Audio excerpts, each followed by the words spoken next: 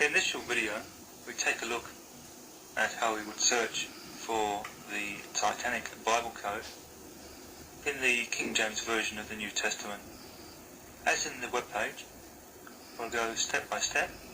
First we need to load the file, so we click on the speed button here, and once the other window comes up, we'll go down here and we will select kjvnt.cod, which is the King James Version of the New Testament code file. So we'll click that once and we'll go and click the open button, and it all loads up for us. Now nothing happens at this stage.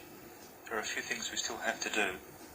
The first, in this instance, we'll go through and disable row splitting, because in this instance we don't really need it. And we'll change the skip range. We'll go from -5000, hit the tab key, 5000. We'll move the cursor over and we'll click in the search term and enter our terms, which are Titanic and the ship. Okay, now we're ready to go, so we'll hit the search button and see what happens. Down here, of course, now in the search results, we have some results, so we'll open up this. We'll click on the small plus sign next to Titanic, and I've done this particular search before, so I know we need the second result, which is here. So we'll double click on that and the matrix will display. We'll maximise that and use the scroll bars to bring it into the centre of the screen.